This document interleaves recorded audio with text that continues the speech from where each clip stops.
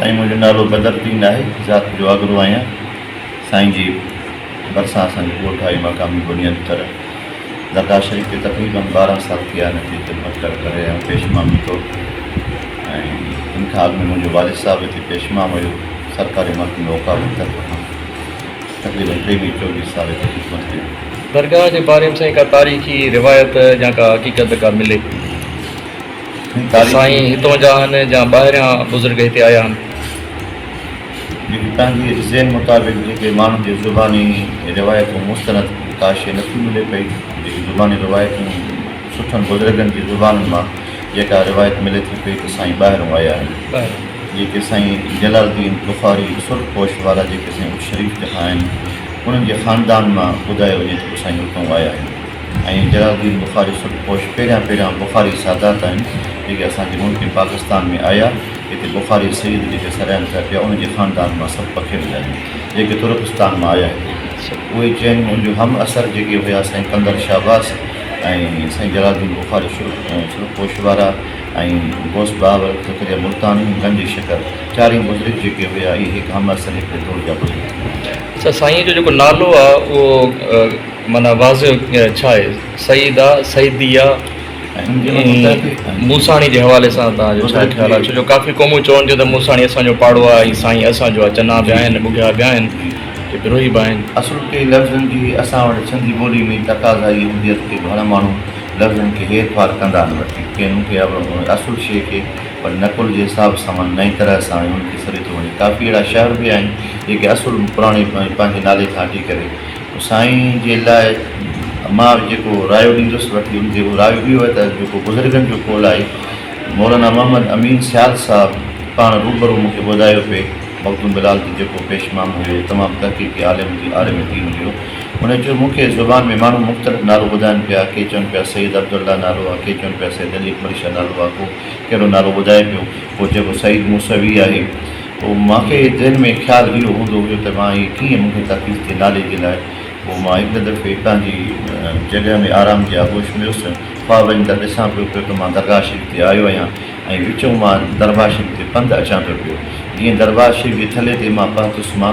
त उते जमात जो मजमू ॾिठुमि मां त मजमू जमात जो ॾिठुमि त साईं उते वेठा हुया पंहिंजी मसलनि ते परे खां मूंखे सॾु करे फ़रमायो त मौलवी साहिबु मोहम्मद अमीन तूं छाजे करे असांजे नाले में तूं परेशान थो रहीं पियो? असांजो नालो बाबा जेको मौलवी साहिबु तोखे चवे थो न ॿेड़ वारे जंहिंसां तूं बहस कयो हुयो त उहो जेको नालो तोखे ॿुधाए थो उहो ई असांजो नालो आहे। साईं मुफ़्ती करीम बख़्शी उहो जेको तव्हां नालो ॿुधाए उहो ई असांजो नालो आहे। तव्हां असांजे नाले में परेशान न थियो। माना इहो रूहानी तौर ते बि हुनखे पंहिंजो नालो सईद मूसा ॿुधायूं वठी। हुन खां बाद मूंखे साईं मुंहिंजो साईं सां बहस थियो हुयो नाले मुताबिक़। पोइ मां साईं सां वञी हम कलामी थियुसि मां जेको तव्हांजो रायो आहे उहो मुंहिंजो रायो आहे।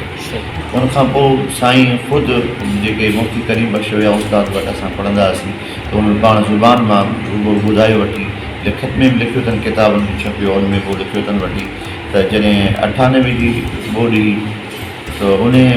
93 जी ॿोली आई हिते जो साईं जो रोज़ो तमामु शहर खां हेठि हूंदो हुयो। पोइ केॾी वॾी ॿोलियूं आयूं कॾहिं बि असांजी ज़िंदगी में साईं ॿुधनि पिया त पाणी रोज़े जे अंदरि कोन वियो। उन हिकिड़े साल में साईं जे रोज़े जे अंदरि पाणी आयो। पाणी जो आहे त असांखे तजसुस थियो त भला एतिरा साल गुज़री विया साईं जी फ्यूज़ात हले पई ऐं रोज़े अंदरि पाणी न आयो। हाणे छाजे करे पाणी आयो? ऐं राति जो सुता पियासीं साईं पाण फ़रमाए मौलवी साहिबु असांजी इन ॻाल्हि मां तव्हां छो परेशान थिया आहियो? तव्हां खां महबूबन करीम जी हदीस मुबारक विसरी वई आहे। उहा जेका औरत जंहिं मदीने वारे साईं खे गोश्त में ज़हर मिलाए ॾिनो हुयो पोइ उन गोश्त जेको खाइण जे करे मदीने वारे साईं खे हर साल तकलीफ़ थींदी हुई त हज़रत अम्मा आयशा सिद्दीक़ा फ़रमायो तव्हां नबीअनि जा सरदार आहियो इहा तकलीफ़ तव्हांखे छो थी थिए? पाण फ़रमायो त ए मोमिननि जी मां असांखे इहा तक़दीर जो मामलो इहा तकलीफ़ रब करीम असांजे तक़दीर में लिखी छॾी आहे। असां अलाह जी रज़ा ते राज़ी आहियूं। मौलवी साहिबु हेतिरा साल असांजे रोज़े में पाणी न आयो का वॾी ॻाल्हि कयूं। हाणे जेकॾहिं पाणी लही आयो या आयो सही तव्हां पर अलाह असांजी तक़दीर में इहो मामलो लिखी छॾियो। अच्छा साईं, जेके हिते आम तव्हां ॻोठ जे भरिसां साईं सईद मूसाणी भरिसां तव्हां ॿुधायो ॻोठ बि आहे, आम रिवायतूं झुंडड़नि खां कंहिं ॿुधियूं आहिनि तव्हां त छा था ॿुधाइनि साईं सईद मूसाणी जे हवाले सां? जी, उन्हनि जी बेनिस्बत पंहिंजे ख़ानदान जी जेके वॾनि जी जंहिंजी दराज़ उमिरि हुई तक़रीबन 100 साल जे अंदरि जेकी उमिरि हुई उन्हनि जी ज़ुबानी उन वक़्त जूं रिवायतूं उन वक़्त में इहा साईं जी फेज़ वारी ॻाल्हि हलंदी हुई त साईं जॾहिं ॿाहिरि हुते आया दीन जो इदारो को मदरसो हिते हुयो साईं हुते इल्म जे पढ़ण जे लाइ नौजवानी सूरत में पढ़णु वेठा के सबक़ असबाक न पिया मिलनि उस्ताद जी हूंदी आहे त हुनखे माल चढ़ण जे लाइ या ॿी का ड्यूटी लॻाइण जे लाइ हर हिकु मदरसे में इहो सरिश्तो हलंदो रहंदो हुयो त साईं हुन उस्ताद जो माल चाढ़ींदो हुयो माल टाहे वेंदा हुआ सबक़ असबाक पका न थींदा हुआ साईं झंगल में माल टाहे वेंदा हुआ पोइ कहिड़े फ्यूज़ात जे करे उहो तारीख़ इल्मी बहसी बि आयो आहे त जेको माण्हू पंहिंजे इल्म खे न हासिलु करण जे करे जेकॾहिं माण्हू रोई करे दुआ कंदो आहे त उनखे डायरेक्ट हिकिड़ी महिरबानी थींदी आहे त ख़्वाजा ख़िज़र अलैहिस्सलाम थींदी आहे यानी ख़्वाजा ख़िज़र अलैहिस्सलाम जी सीने ते हथु लॻाईंदो त उहो सभु इल्मु हुनखे अची सघे थो पियो साईं खे उन झंगल जे अंदरि ई का उहा इल्मी फ्यूज़ात थी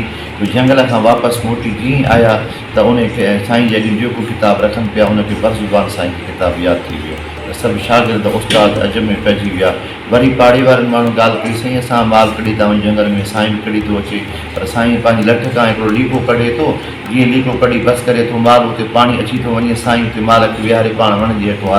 आराम करे ऐं वापसि शाम असांखां अॻु में वरी माल साईं वापसि खणी थो अचे पियो इहा माजरा हुन ॻोठ वारनि ॾिठी उहा बि उस्ताद सां कयूं वठी जॾहिं इहे फ्यूज़ जा फेज़ जा इहे ॻाल्हियूं वठी खुलियूं वठी इतफ़ाक़ सां साईं जो वालिद साहिबु माना जेको साईं वटि हिते पहुतो ॻोल्हींदे अचे पहुतो हुनखे नथो कयो त वठूं असां सां जल्दी वापसि हलो पोइ जीअं मदरसे खां ॿाहिरि निकिता कुझु मुफ़ासिलो जीअं अॻु में ॻोठ खां हेॾी दरगाह शरीफ़ परे वठी हुई उतां प्यादल अची करे इन जॻह ते पहुता आहिनि पोइ साईं जी ज़ुबानी त दुआ घुरियूं दुआ घुरण खां बाद में उहा ज़मीन फाटी पई साईं अंदरि ज़मीन खे हलिया विया इहा उन्हनि माण्हुनि जी जेका ज़ुबानी जेको 100 साल या बुज़ुर्ग माण्हू हुया आलिम हुया उन्हनि जी बि ज़ुबानी इहा ॻाल्हि रिवायत मां नंबर अच्छा हिन ॻोठ में मदरसे जा निशान मिलनि था जिते साईं जन पढ़िया आहिनि या हुनजे उस्ताद इहा मदरसा को बि निशान कोन थो मिले पियो